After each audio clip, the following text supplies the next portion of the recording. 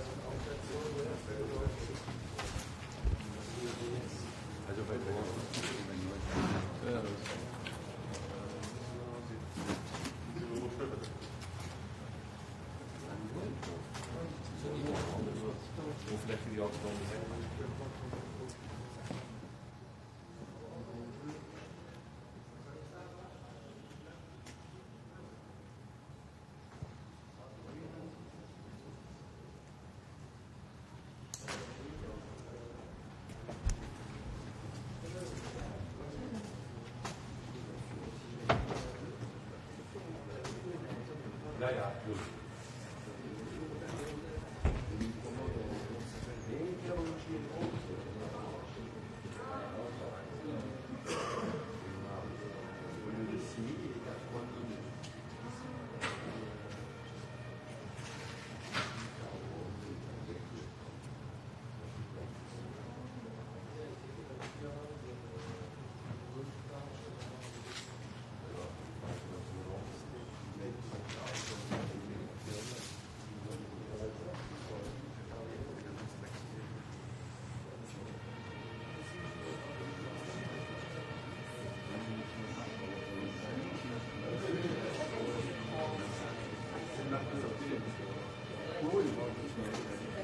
Dag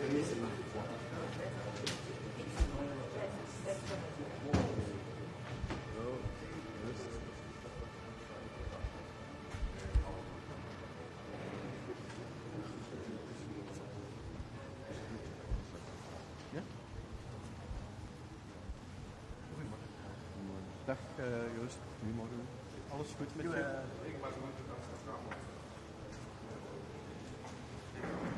Nu sta ik hier nog in de regen ook, zeg. Ja.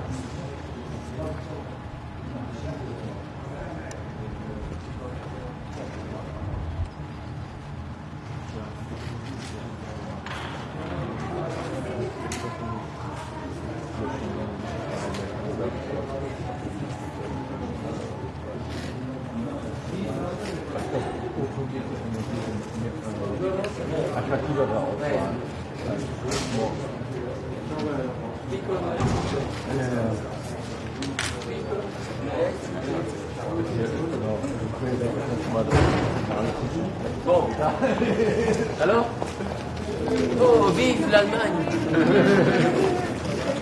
Il va dire, je suis pas allemand. C'est ce qu'il dit toujours.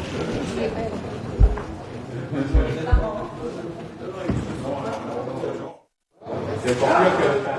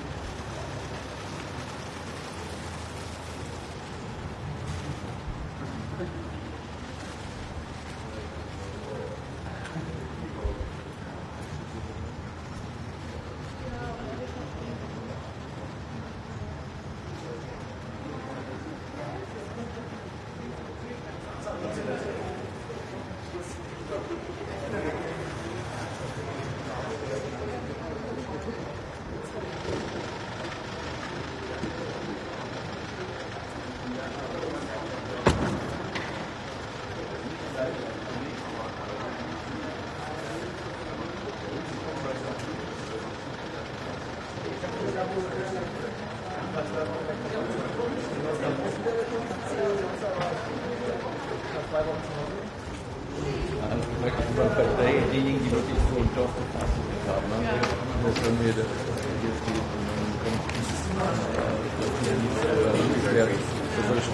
Very intensive.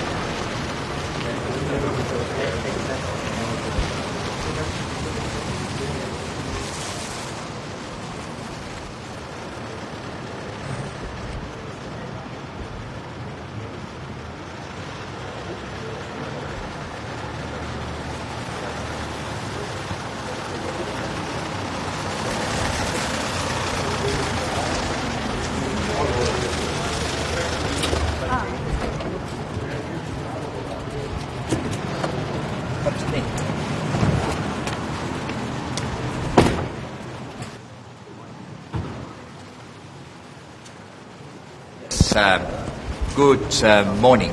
We must keep raising the cost of war for Russia, and we need to support and continue to support Ukraine by defense and humanitarian aid.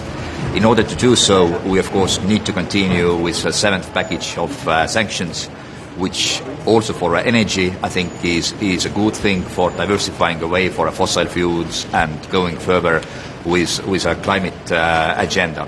And secondly, we will discuss today the humanitarian crisis and the impact on the food prices and the food security, which is a direct consequence of a war of Russia in Ukraine. So thank you very much.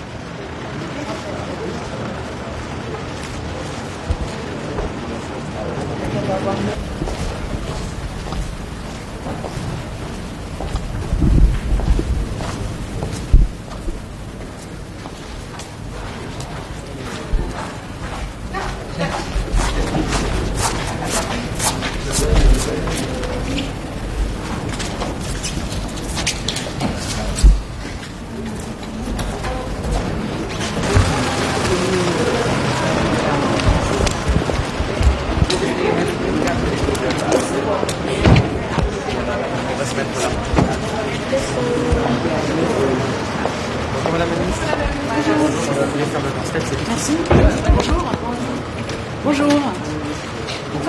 Écoutez, je suis heureuse d'être à Luxembourg, à ce Conseil Affaires étrangères qui se tient quelques jours avant le Conseil européen des 23 et 24 juin. Nous y parlerons en particulier de l'Ukraine, car les chefs d'État et de gouvernement auront une décision historique à prendre, historique pour l'Ukraine, historique pour l'Europe, mais aussi pour la vision du monde que nous défendons. Les Européens ont été unis face à l'agression russe, et cette unité est leur force. Donc en tant que présidence, nous œuvrerons à ce que les Européens soient unis pour adresser un message clair et positif à l'Ukraine concernant sa candidature. Et c'est possible grâce à l'avis de la Commission européenne qui a été rendu public vendredi. Et puis, à titre national, nous considérons qu'il convient d'accorder immédiatement le statut de candidat à l'Ukraine et à la Moldavie. C'est la position de la France. C'est la position que le président de la République a exprimée il y a quelques jours lorsqu'il était à Kiev.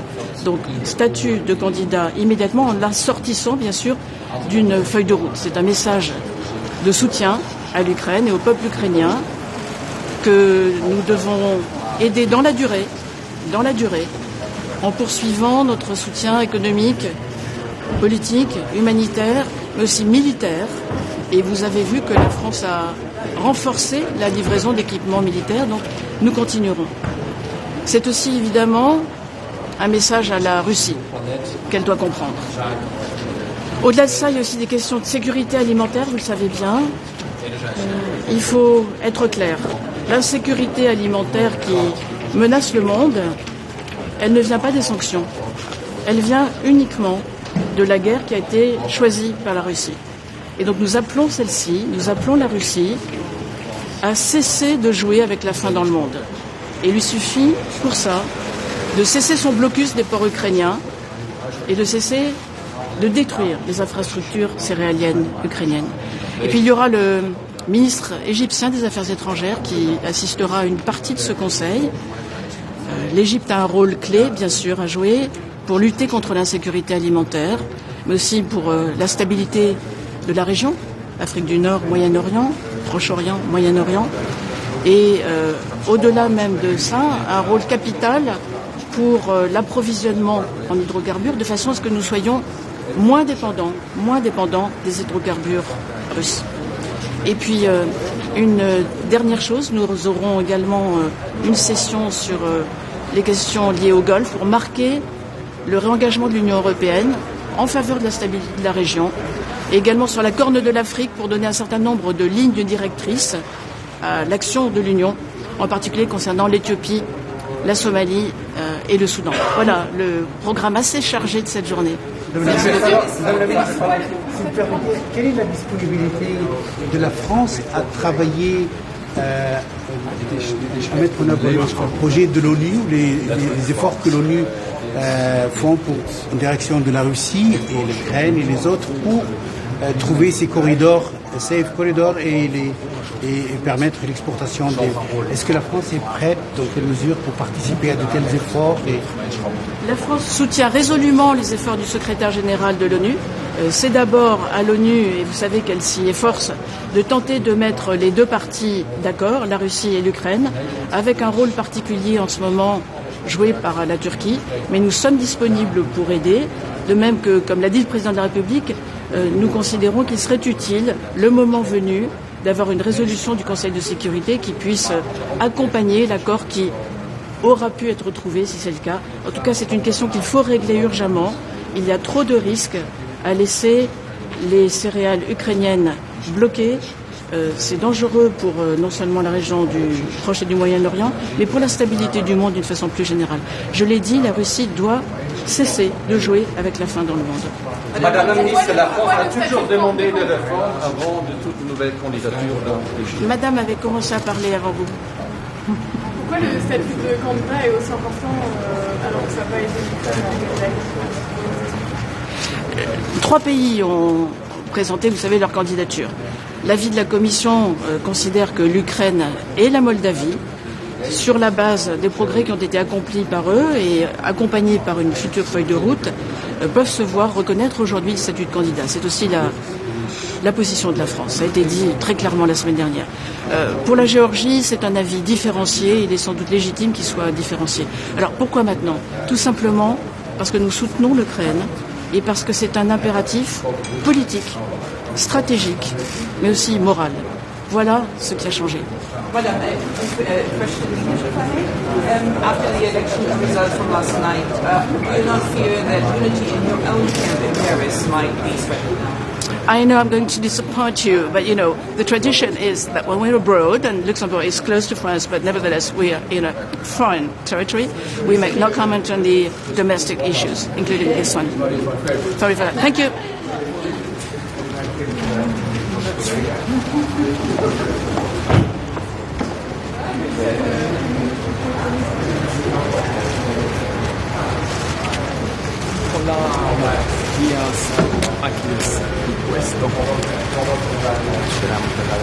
No, è solo questo.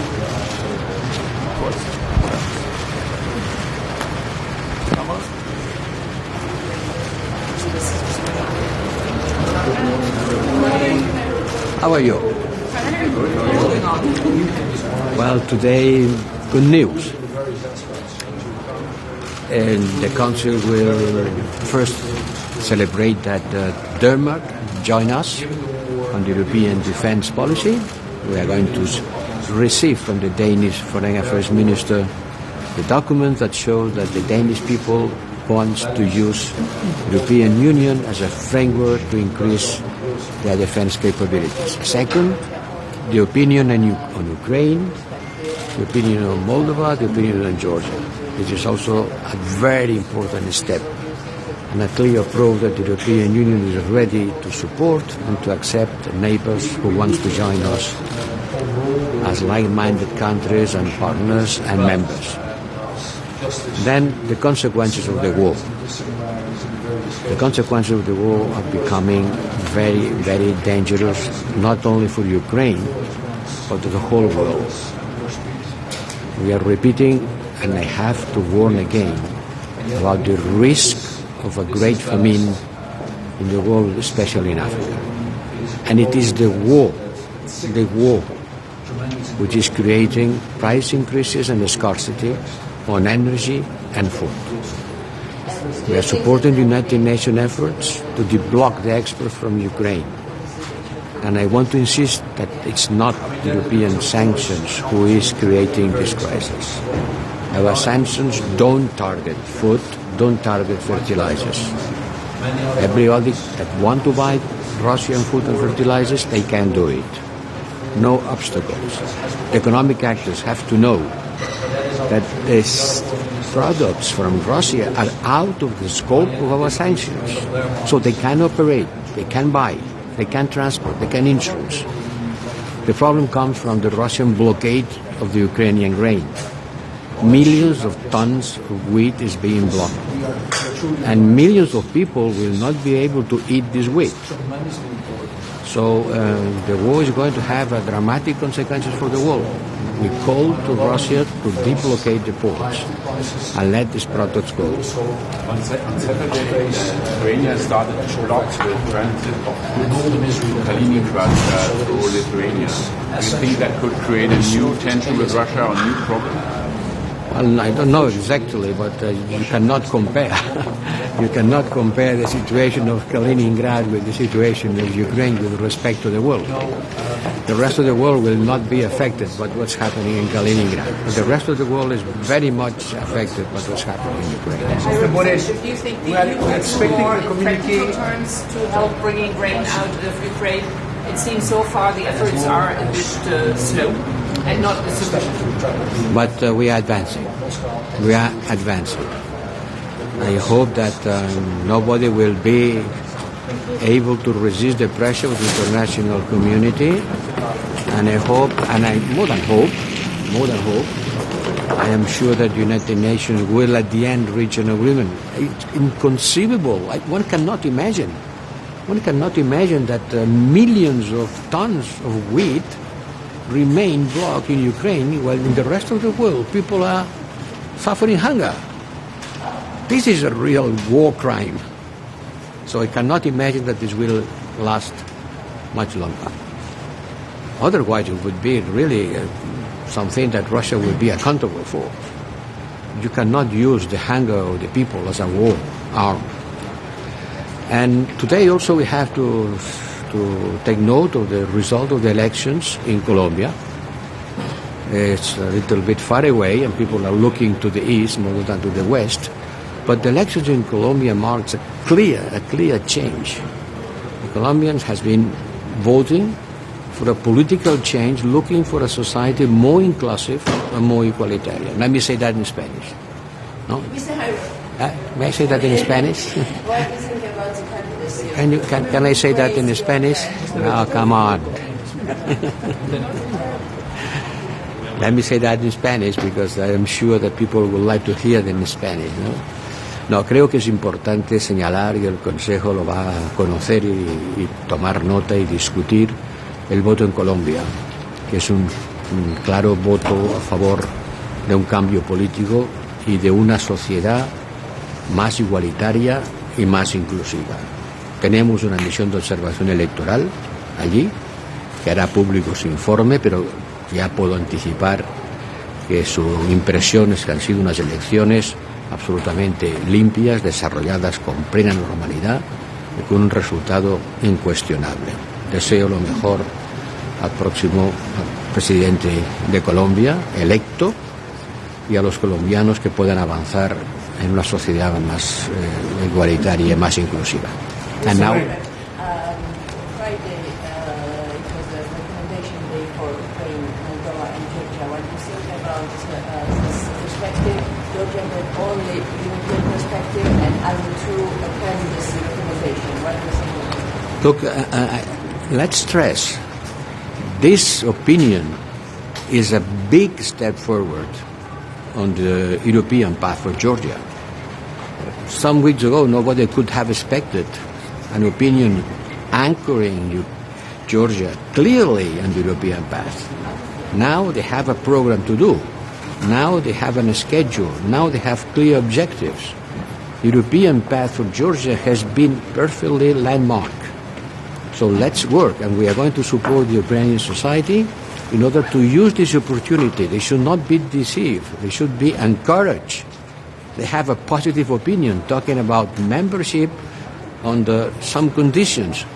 This is a big step forward. Don't minusvalorate it. Use this opportunity. Work on that. Do you expect member states to Can I ask you a question? We are expecting communiques that you will be issuing on the relationship between the European Union and the Gulf Cooperation Council. In light of the Ukraine war and the problem of energy in the international market, how do you see the relationship between the European Union and the GCC in the years ahead? Thank you. There is nothing new in that. We are not going to talk about it. Today is not in the agenda, but it's clear. Let me repeat again that the GCC, the Gulf countries are much more important for us. We have just issued a strategy for the Gulf. Let's implement it. Do you expect any member states to oppose candidate status for Ukraine? Or would that be a surprise? No, well, the leaders will have to discuss about it. The opinion of the Commission is on the table. I cannot anticipate the result, but they haven't heard anyone opposing. Do you expect accession talks opening for Ukraine and Moldova next year? I don't know. Let's step by step. I know that you always want to know about the next event. But let's take care of today's event. Huh? Thank you.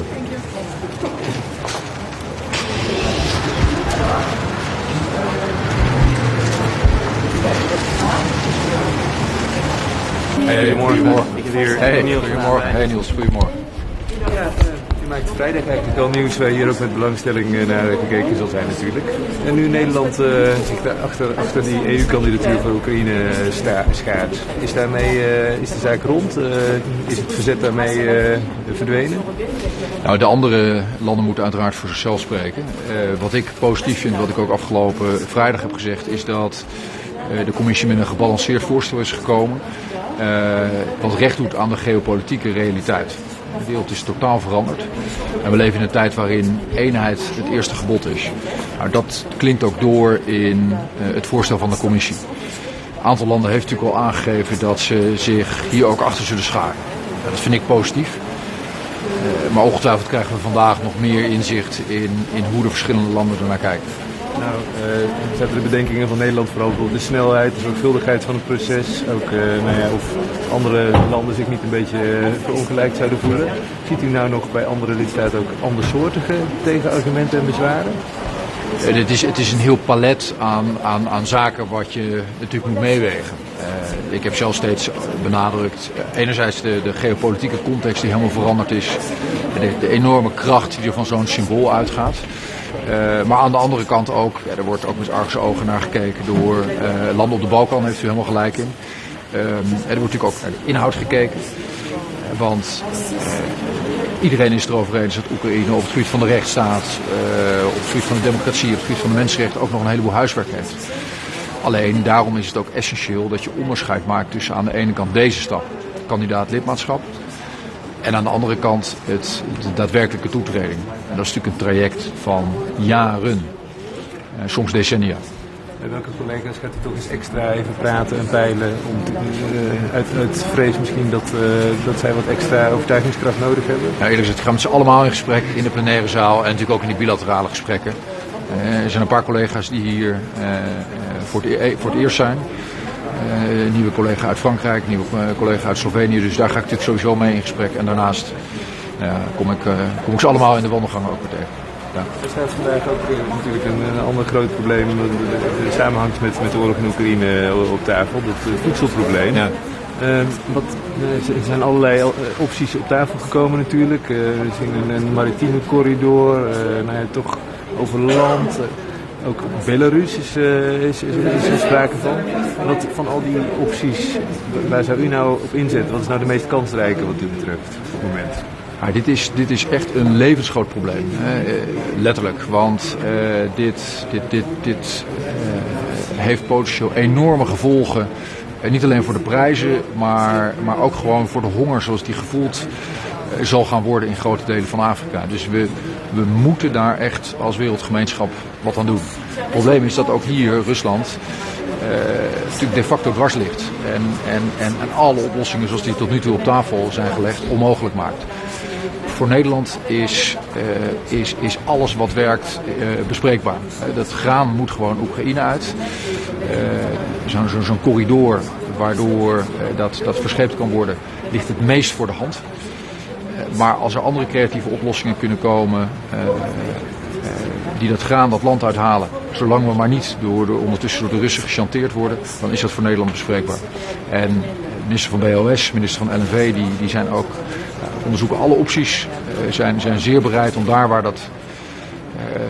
waar dat ook maar enigszins kan, ook Nederland de helpende hand te laten bieden. Maar helaas is tot nu toe vrijwel elke optie de facto door de Russen getorpedeerd. Die optie over zee ligt dus toch nog altijd het meest voor de hand. Is het dan tijd om ook wat overtuigingskracht, wat overredingskracht aan de dag te leggen op de Oekraïners misschien, om hen te bewegen om bijvoorbeeld mee te doen aan zo'n ontmijningsoperatie? Nou, de reden dat over zee toch echt veel meer perspectief biedt dan over land of door de lucht is omdat het om enorme hoeveelheden gaat. Het gaat om zo ongelooflijk veel graan dat je kan tot Sint-Jutemus kan je heen en weer blijven rijden met vrachtauto's of met treinen. Je hebt daar echt van die grote bulkschepen voor nodig. Dan heb je een reële kans om dat graan het land uit te krijgen. Nogmaals, vanzelfsprekend zullen wij daar aan bijdragen. Mijn waarneming is dat Oekraïne daar ook echt toe bereid is. En nogmaals, voor Nederland, zolang we dat spul er maar uitkrijgen, dan werken we er graag aan mee. Just one last one. He's my favorite. So. Sorry. U maakt kennis vandaag met uw nieuwe Franse collega.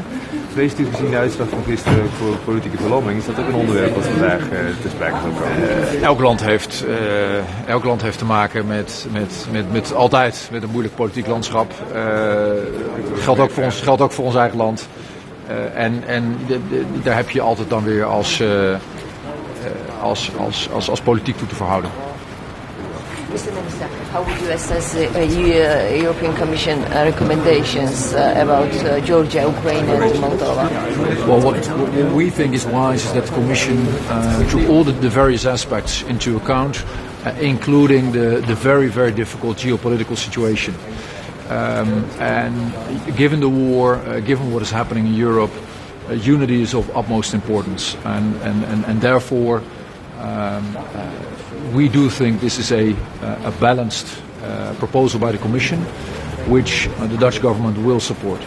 And what about Georgia? Georgia only get European perspective and candidate status under conditions later in December.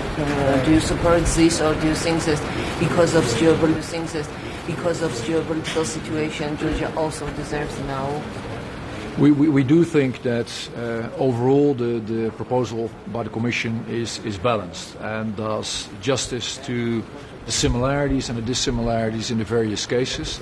You know, of course, I fully appreciate that every single country always wants, you know, more progress and more speed, and you know that I can fully understand. And yet, I do think that this is balanced. This is a good proposal. It is a proposal that signals the tremendous importance of unity in this difficult geopolitical context, and therefore the Dutch government will support it.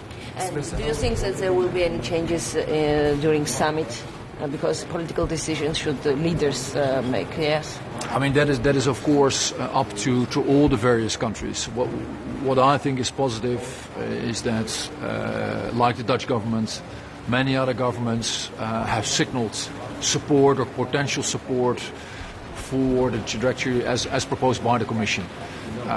But that is up to the other foreign ministers, up to the leaders by the end of this week to make up their minds and to come to a final conclusion. Thank you. How long can the EU wait for the UN to find a solution to the food crisis in Ukraine before we need to talk to Putin directly? Well, it should have happened yesterday. Because we are truly in dire straits. It is tremendously important for the people in Africa, for people across the globe who might not only face higher food prices, but also face the potential effects of hunger and all the misery that comes with it. So it is essential that we solve this ASAP. But unfortunately, Russia has been blocking in one way or another any type of proposal that has been made. Can we talk to Putin directly? You know, for the Dutch government, it is essential that we solve this. That we get the stuff out. That is only possible at scale by sea. And as long as we do not step into the trap of being blackmailed by Moscow, any solution that works is something we are open to. Thank you. Thank you.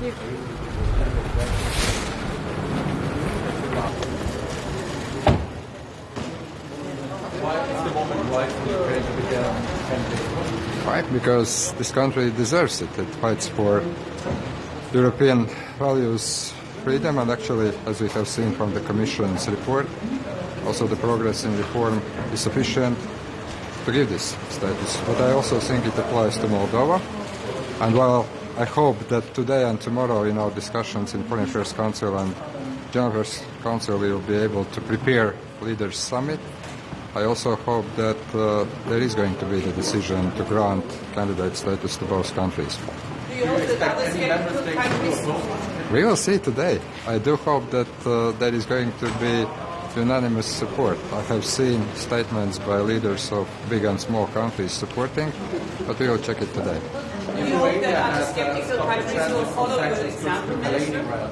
Is this putting the security of the European Union at risk? No, I don't think so. I think that Lithuania is implementing the sanctions as the European Union has decided. I understand that this is not so much security as legal issue. Thank you. Mr. Minister. It's okay here? Lithuania is currently blocking the transit of sanctions goods to Kaliningrad. What exactly is Lithuania doing there and why? Well, first of all, it's not Lithuania doing anything. It's European sanctions that started working from the 17th of June. And the industry that is imposing the sanctions at this point is the railroads. They inform their clients that from the 17th of June, the sanctioned goods, i.e. steel and other goods made from iron ore, will no longer be allowed to transit Lithuania. It is done with consultations with the European Commissions and under the European Commission guidelines. So I think that there was some false information, not for the first time, announced by the Russian authorities, but I'm glad that we have a chance to explain this. Do you think this will be a bigger problem from Russia? No, I don't think so. I mean, at this point, about slightly less than half of goods that transit Lithuania are in the sanctioned list. But that doesn't mean that all of them are sanctioned right now. That means that because there are different wind-down periods, and some of it, as for example for oil, it will be sanctioned just at the end of the year, starting from December. Even though the authorities have announced that it is sanctioned already. Well, it's not true, actually. Russia is slowing down the gas supply to Germany. Yeah. Is this now the moment to turn off the gas oneself from the European side, saying, okay, time for the settlement package? Well, I think that basically Russia is showing that what kind of leverage does it have on EU. Truly, we've always known that. We've always been speaking about this in the Foreign Affairs Councils. But this is the time when we actually see how it works. So basically, it just has to be, we have to be more resilient, to show more force and do it faster, to find new deliveries where we can purchase the gas. And for example, today we have a meeting with the Egyptian foreign minister, and obviously that will be one of the topics that we'll be discussing. But also food crisis, which is a huge problem, and we're still not finding any solution to it. So we'll talk about this as well. Mr. Stoltenberg, the Secretary General said in an interview yesterday that the alliance has to wait to expect the war which will go for years. Yes. Do you think that the European Union finds able to, let's say, contain or continue to sustain this war for years and years? Well, we have the instruments to finish the war much faster. We always have. And if we would fulfill not the 10% of what Ukrainians are asking, but 90%, so the war would not take years and years. Can the EU more to help transport grain? Because so far it's just a trickle. Yeah, absolutely. And it will remain trickle if the Black Sea ports are not opened. And to open them, it's military equipment is needed. And I've been speaking about that for almost 2 months now, together with Ukrainians. They're saying that they need equipment and means to defend the ports. And if we're serious about helping to solve the food crisis, we have to be serious about defending the ports. Some of the equipment is already being sent to Ukraine, and we're seeing that not from the equipment side, but from the Russian losses side. But this is actually what is needed. Unfortunately, there is no other way. There's no other way to open up Odessa and other ports in the south of Ukraine. And there are European countries, European Union countries, who have the equipment that is needed. And if they provide this, I think that we can solve the crisis much, much faster. No, I would not name names because I don't know who has the equipment. I know that the requests have been sent to big and small allies in a similar fashion. And I'm truly hopeful that that request will be heard, the equipment will be delivered, and to my knowledge, that could solve the problem very, very fast.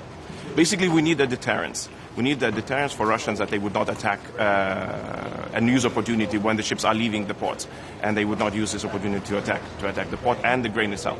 You mean that you are dropping the alternative route to export grains from Ukraine to the Baltic states? We're not dropping any routes, but the problem is that any other route is not practically sufficient. Basically, if you want to export the amounts that Ukrainians have, we're talking tons of grain. Basically, the only route is the Black Sea. Klaipėda port, Gdansk port, Constanța port, they can do their part, and we're doing our part actually as of now, but the amounts are very, very limited.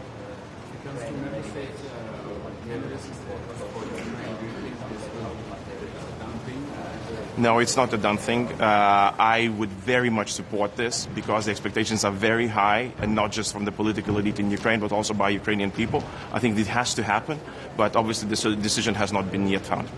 Okay. Well, rhetorics. Thank you. Hi. How are you?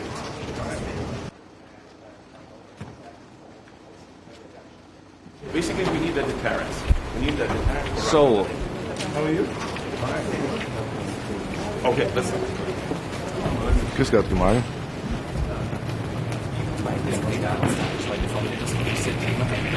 Journalisten stellt Österreich bestimmte Bedingungen. Und was wir erwarten, ist beim kommenden EU-Gipfel ein klares Signal Richtung Osten, aber auch Richtung Südosten unserer Nachbarschaft. Wir können uns keinen geostrategischen Tunnelblick leisten oder auf einem Auge blind sein. Wir stehen in der Verantwortung, nicht nur gegenüber unseren Partnern und Freunden in der Ukraine oder in Moldau, sondern eben auch in Bosnien, in Serbien und in den 6 Staaten des Westbalkans. Ich war letzte Woche 4 Tage dort. Ich war in Nordmazedonien, in Serbien und in Kosovo. Und das ist eine sehr volatile Gegend. Die Nervosität ist mit Händen greifbar. Und ich glaube, wir dürfen nicht hier den Eindruck erwecken, dass es eine Zweiklassengesellschaft gäbe. Einige Staaten, die, was den Beitrittskandidatenstatus betrifft, auf der Überholspur sind und andere, denen Prinzipien oder Regeln auferlegt werden und die sozusagen nicht auf der Überholspur sind. Herr Minister, aber irgendwie verhaftet für Bosnien einen Beitrittskandidatenstatus auch für Serbien, Österreich und auch die Beitrittskandidaten. Wir haben ja 2 Staaten am Balkan, die bereits in Verhandlungen sind, Montenegro und Serbien, also die den Kandidatenstatus schon haben. 2 Staaten, Nordmazedonien und Albanien, die in Verhandlungen eintreten wollen. Einer von denen, die warten schon. Meine Nordmazedonien war jetzt 17 Jahre lang Beitrittskandidat und war sogar bereit, den eigenen Namen zu ändern und warten dennoch jetzt seit 2 Jahren darauf, dass die Verhandlungen aufgenommen wird, weil ein Nachbar sozusagen historische Hürden aufwirft. Und wir haben die Visaliberalisierung mit Kosovo und ja, auch Bosnien hat 2016 schon einen Beitrittskandidatenstatus angefragt. Also wir haben da unterschiedliche Situationen. Unsere Erwartung ist ganz klar, was wir in Richtung Osten als Signale senden, müssen wir auch Richtung Südosten schicken. Das ist der EU-Innenhof. Das ist eine Region, die von EU-Staaten umgeben ist. Und wir müssen eines zur Kenntnis nehmen. Russland hat Destabilisierungspotenzial weit über die Ukraine hinaus. Und vielleicht ist der Blick Moskaus nicht nur auf die Ukraine und den Donbass und Mariupol und so weiter gerichtet, sondern eben auch auf Republika Srpska und andere Orte.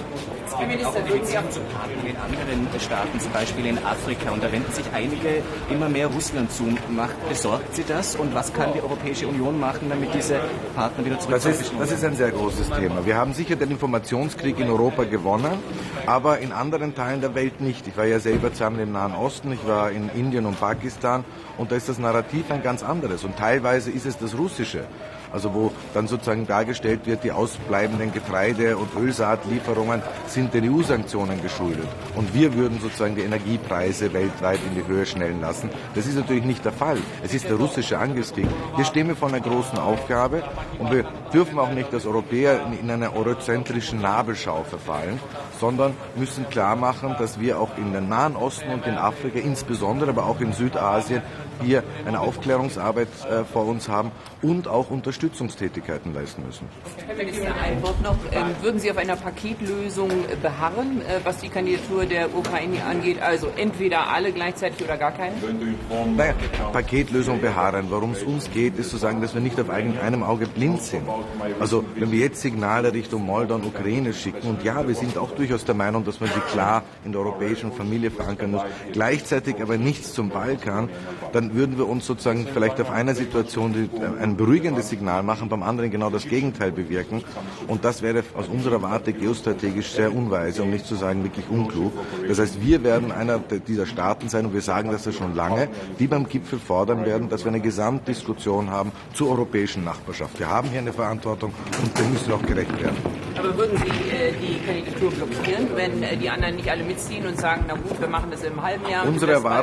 Unsere Erwartung ist, dass die Partner das verstehen und diesen Blick darauf haben. Wir müssen eines zur Kenntnis nehmen. Die Erweiterung ist nicht irgendein bürokratischer Prozess, sondern es ist das wichtigste geostrategische Instrument, das wir haben. Das größte transformative Instrument, das wir haben.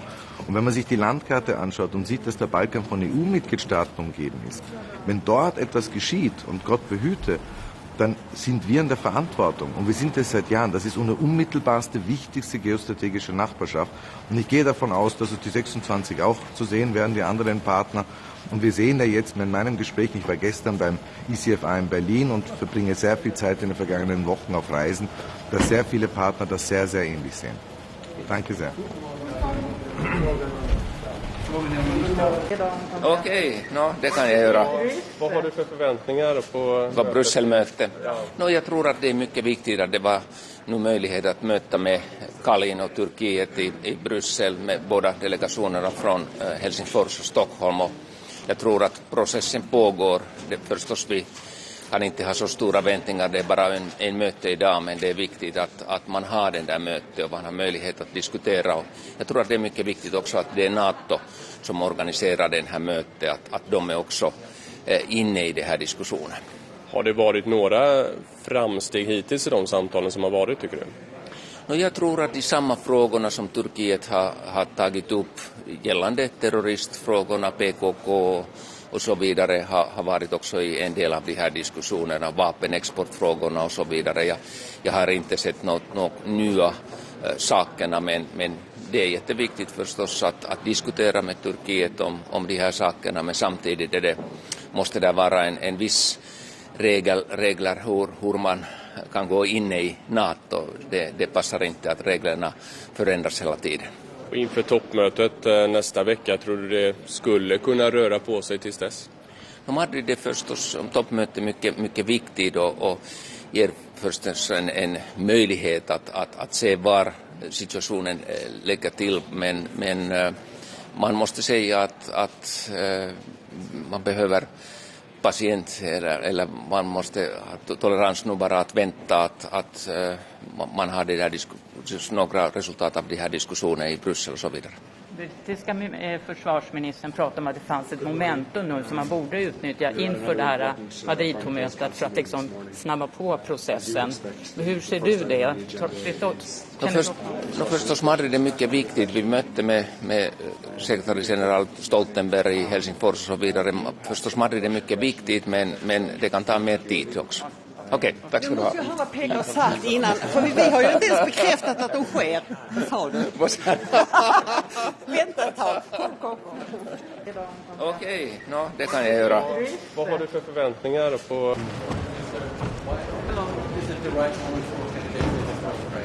Yes.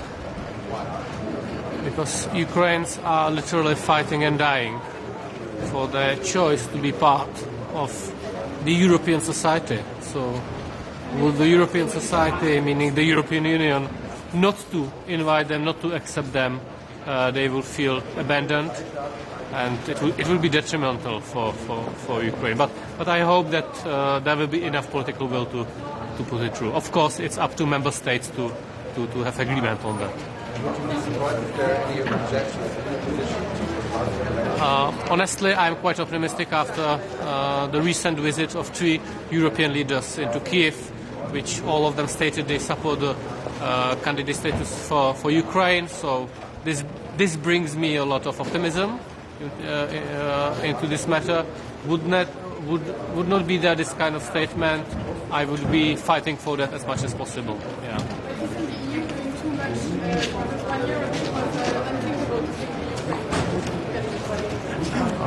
But we have to reflect that the Ukraine is in war which Putin wages to build his imperium, and Ukraine doesn't want to be part of this Russian imperium. So this is a special situation, and we have to reflect this.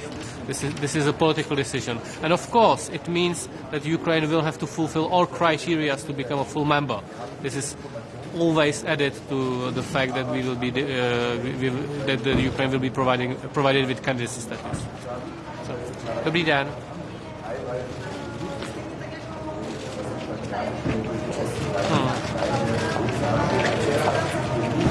Ano.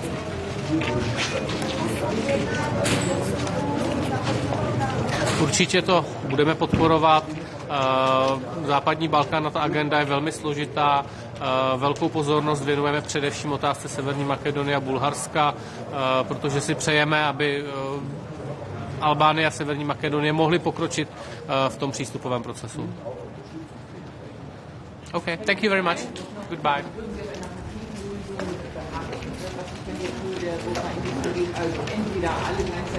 I'm going to inform the Council today about the situation in the Southeast Mediterranean and also about my recent visits to the Balkan countries and especially to the Western Balkans and our efforts to expedite the accession process of North Macedonia and Albania. At the same time, I'm very much looking forward to the lunch with the Egyptian Foreign Minister, with Sameh Shoukry. I believe that Europe has everything to gain from a closer cooperation with Egypt. Egypt is a country of cardinal importance for our European family. Thank you so much.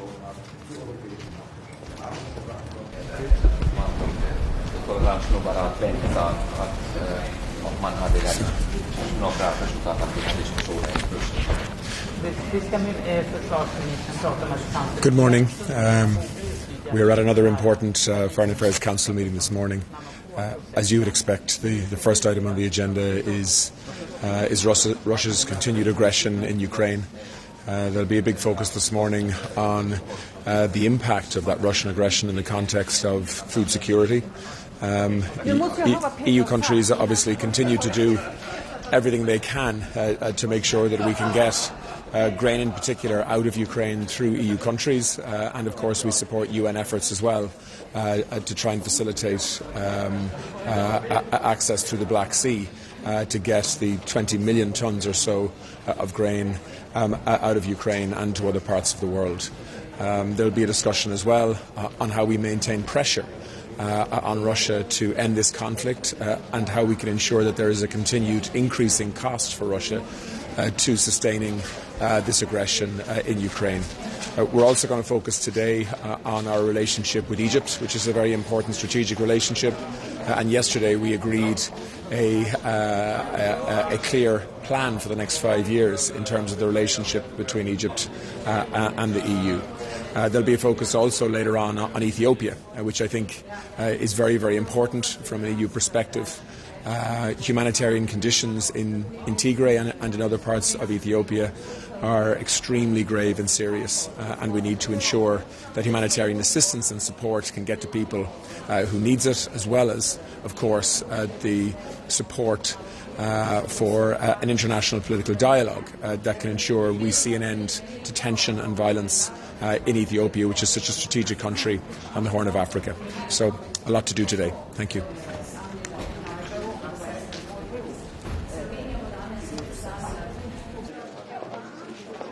Yes. Good morning. I'm here for the first time as a new foreign minister of Slovenia. It's a big pleasure to attend the first ministerial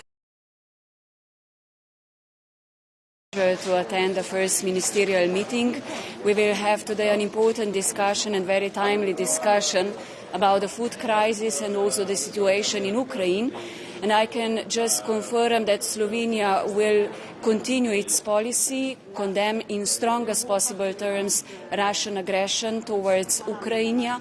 we will continue our strongest support to all Ukrainian people with humanitarian and development support, and we also, as Slovenia, support the candidate status for Ukraine and the European perspective of our three countries of Eastern Partnership. But we have to do everything to make our enlargement possible credible policy, which means that we have not to forget the process of enlargement to the Western Balkans. Slovenija bo danes predstavila tudi pobudo, kako pomagati državi, kot je Bosna in Hercegovina, s podelitvijo statusa kandidatke. Pripravili smo svoj predlog, ki ga bomo predstavili, glede na to, da je sam širitveni proces lahko pod vprašajem. Podpiramo ostro vse napore Evropske unije za začetek pristopnih pogajanj za Severno Makedonijo in Albanijo, za odpravo vizumov za Kosove in pa za podelitev statusa kandidatke Bosni in Hercegovini. S tem bomo tudi situacijo in vojno v Ukrajini z evropsko perspektivo in statusom kandidatke dali dodatno spodbudo širitvenemu procesu na Zahodni Balkan. Någon möjlighet liksom till förhandling här? Liksom. Vad kan Sverige förhandla med? Jag vill inte gå in på hur samtalen förs eller det som har lett fram till dagens möte. Nu hoppas jag att dagens möte blir av trots att Bryssels flygplats är stängd och att man kan fortsätta diskussionerna. Det är ju en vecka kvar till toppmötet. Ser ni fortfarande någon möjlighet att Sverige skulle vara inviterat? Jag tror det är bättre att förbereda sig på att det här är någonting som kan ta tid. Brittiska försvarsministern sa förra veckan att det finns ett momentum som man måste utnyttja nu, och han är ju i Turkiet idag för att träffa sin motpart. Men ser du också det här momentumet att Madridmötet trots allt är ett tillfälle att snabba på processen? Jag tror att alltid när man ställer upp tidsgränser så är det inte alltid till gagn. Utan det viktiga är att vi löser frågorna. Och det är det som jag tycker vi ska ha för ögonen. Se till så att vi kan lösa frågorna så att alla är nöjda och Sverige och Finland kan bli medlemmar. Kan vi förvänta oss något uttalande från dig i eftermiddag om det som händer i Bryssel? Jag tror att vi får vänta och se hur det går. Nu lägger jag också in en brasklapp eftersom de har stängt hela Bryssels flygplats. Det kan vara så att vissa delegationer inte kommer dit. Det är ju inte på ministernivå. Man får landa. Ja, det sa det. Delar av vår delegation fick inte landa.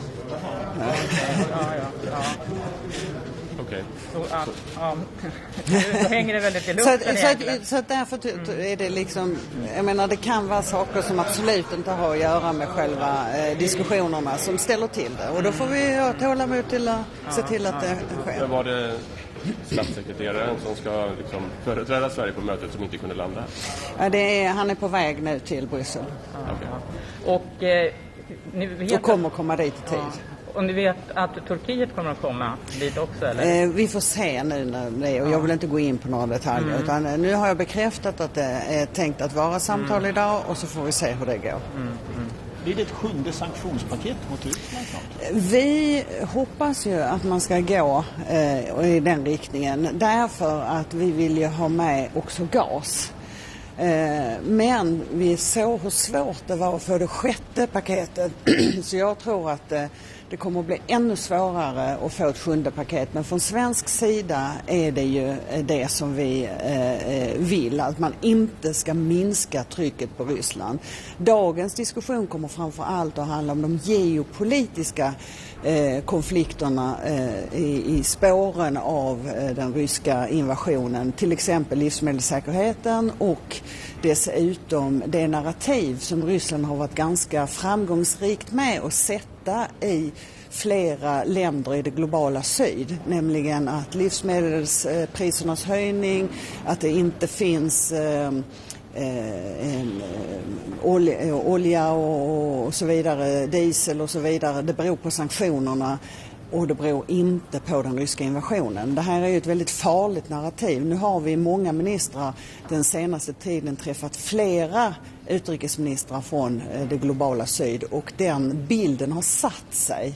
Och det är väldigt viktigt att vi är medvetna om det och försöker motarbeta den bilden. Det beror inte på sanktionerna att man nu har problem i många länder i Afrika och Latinamerika. Det beror på den ryska invasionen och det kommer vi att diskutera. Hur ska vi se till att det ryska narrativet inte får ytterligare spridning och sätter sig ytterligare, för det är problematiskt. Det finns ju även så att säga en allmänhetskritik i Europa där många tycker att bensinpriser och allt möjligt stiger. Är du orolig för att det ska landa i att folk börjar kräva att lägga av nu, låt Ryssland, vi måste sluta det här? Jag tror att vi har ett ansvar för att fortsätta att ha den ryska invasionen och det sättet som man bedriver kriget på högt upp på agendan. För det är ju ett känt faktum att efter ett tag så minskar nyhetsintresset, det minskar på den politiska dagordningen trots att dödandet fortsätter, tortyr fortsätter, våldtäkter fortsätter. Och vi måste hålla den frågan högt upp på agendan, men det är en utmaning. Kan vi... Alltså jag har egentligen en logistikfråga, men jag tror inte vi ska på den här kameran då. Can you pass the camera for a while? Because, yes. Perfect. Jag har en annan fråga. Du har en annan? Ja, men ta den först. Kandidatstatus, tror du att det blir någon större diskussion om det på det här mötet? Eller kan man räkna med att det nu blir kandidatstatus för Ukraina med villkor? Jag tror inte det blir en större fråga här eftersom den frågan kommer ju upp på toppmötet. Däremot så är det så att kommissionen kommer säkert att berätta om sitt mycket balanserade förslag. Kandidatstatus med villkor för Ukraina och Moldavien och villkor innan kandidatstatus för Georgien. Och jag tror att det finns ett mycket brett stöd för kommissionens förslag. Och här är ju som vanligt det absolut viktigaste är att vi är eniga i EU. Och om det kommer upp överhuvudtaget så kommer det att bli det intressanta att se. Kommer vi få enighet om detta eller finns det länder som inte delar kommissionens syn? Du har inte fått några signaler från Danmark eller Nederländerna till exempel? Nej, det har jag inte faktiskt. Och vi träffades ju i morse på möte med ICRCs avgående chef Peter Mauer och diskuterade mycket viktiga frågor. Ska vi flytta oss en meter? Okej.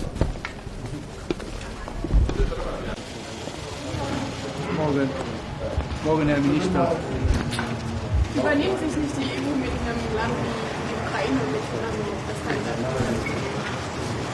Nein, ich glaube, das ist ein Zeichen, das wir setzen, ein wichtiges Zeichen.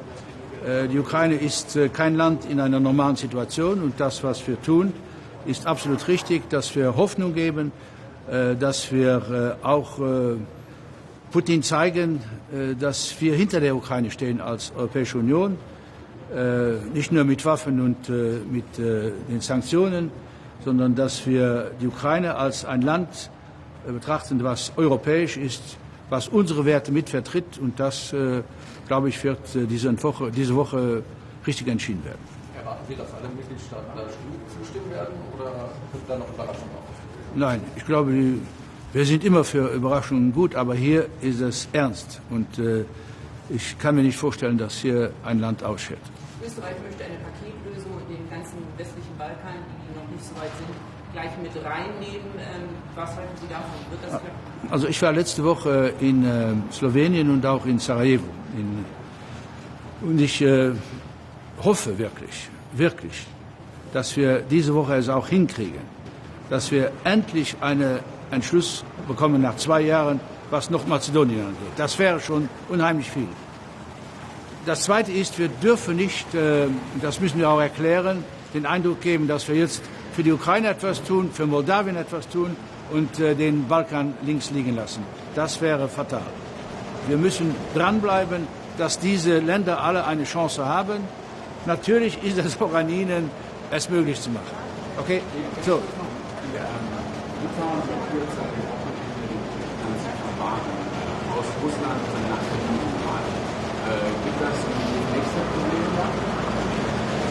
Also ich glaube, dass wir jede Entscheidung, die wir treffen, sollen europäisch sehen, was die Konsequenzen sind. Ich bin nicht hier, um Litauen zu sagen, was sie machen oder nicht machen sollen. Es ist eine ganz verkrampfte Situation und wir müssen hier schauen, dass wir die Europäer zusammenbehalten und die Ukraine verteidigen. Das ist das, glaube ich, was ausschlaggebend ist.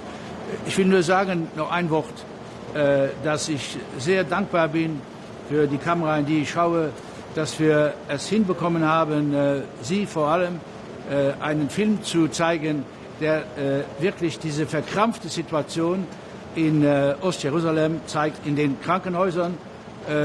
Sie haben mitgeholfen, Druck zu machen, damit in der Europäischen Union endlich über 200 Millionen fließen für Palästina und für Menschen, die sehr krank sind, denen zu helfen aus europäischer Sicht.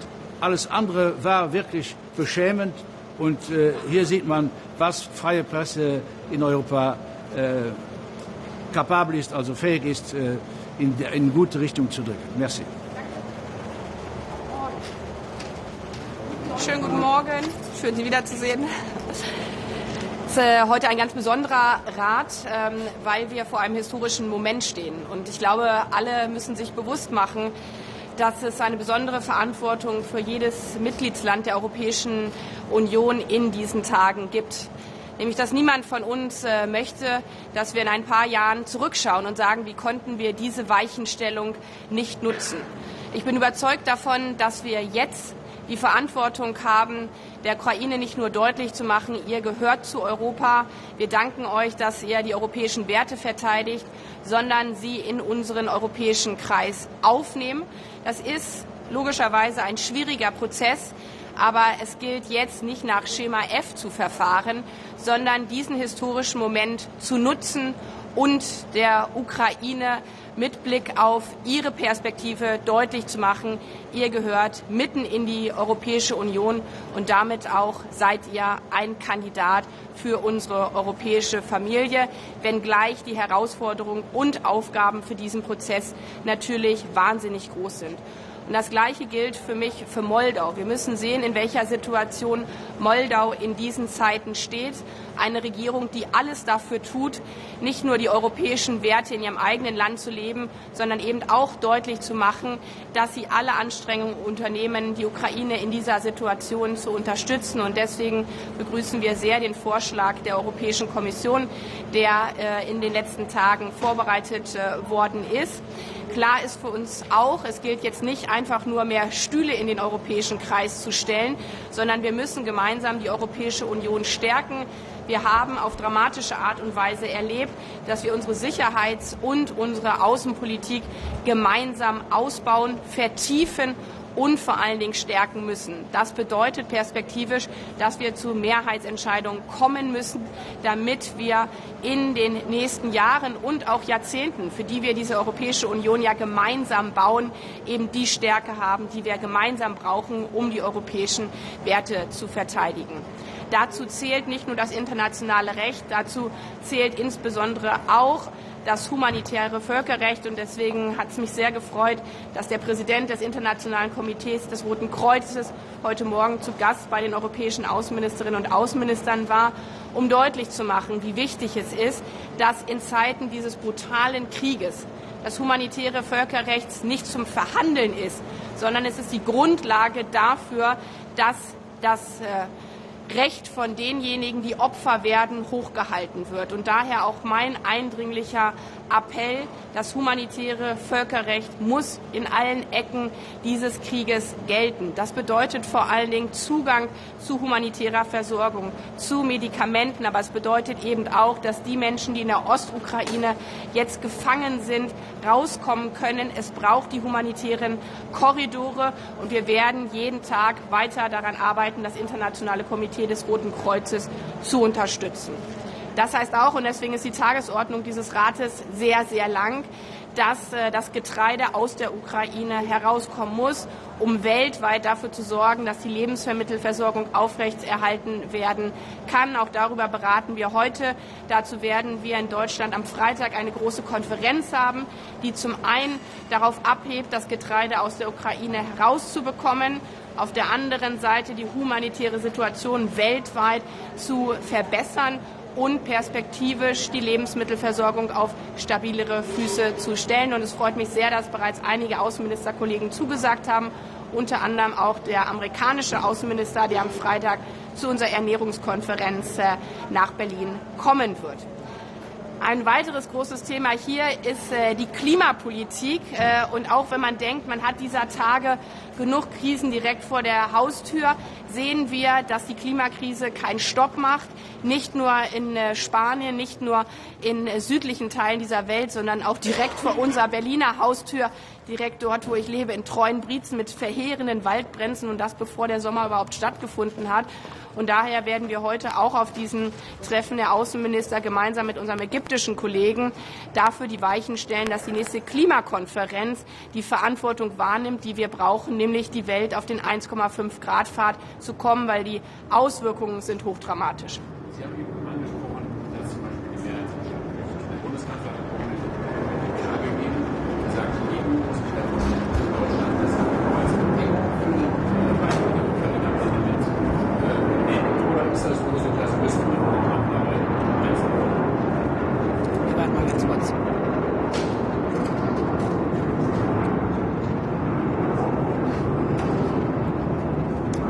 In einer Situation, wo wir erleben, wie wichtig der Zusammenhalt der Europäischen Union und vor allen Dingen die Handlungsfähigkeit ist eine Vertiefung der europäischen Integration kein nice to have, sondern es ist ein Leitmaßstab dafür, dass wir in Zukunft die Herausforderungen, die offensichtlich vor uns stehen, auch gemeinsam angehen können.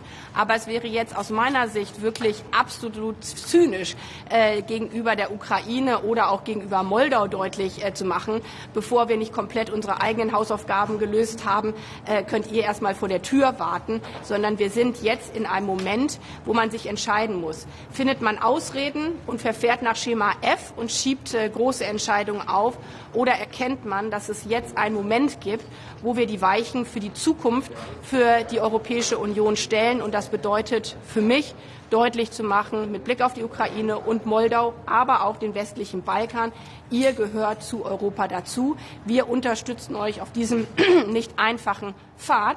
Und zugleich heißt es eben auch, daran zu arbeiten, dass wir selber handlungsfähig werden. Das eine gehört mit dem anderen zusammen, aber es sollte keine Ausrede dafür sein, dass man gewisse Entscheidungen nicht trifft. Aber jetzt liegt ja zufälligerweise gerade die Forderung des Parlaments, auch den Konvent zu machen. Sagt der Deutschland ja, dann machen wir es schon mal gleich mit. Nicht als Bedingung, aber wir machen es mit.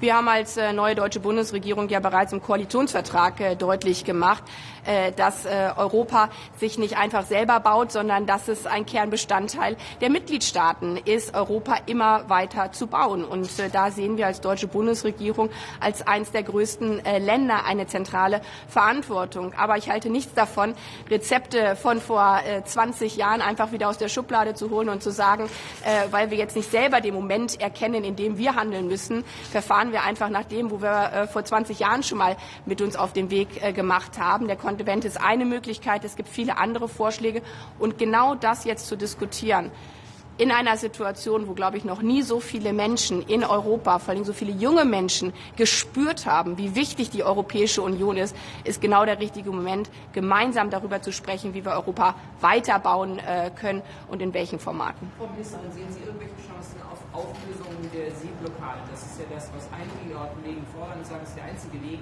das Getreide aus der Ukraine herauszubringen. Aber das würde militärisches Engagement erfordern. Gibt es da Fortschritte oder ist das eigentlich schnell?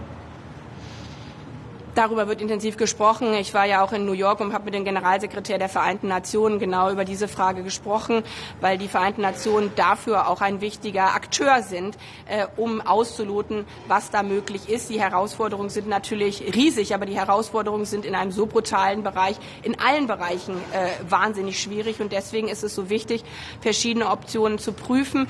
Darüber hinaus haben wir ja begonnen, auch als deutsche Bundesregierung, gerade die Nachbarländer, auch mit Polen, mit Blick auf Rumänien, und zu unterstützen, wie wir über den Schienenweg Getreide rausbekommen können.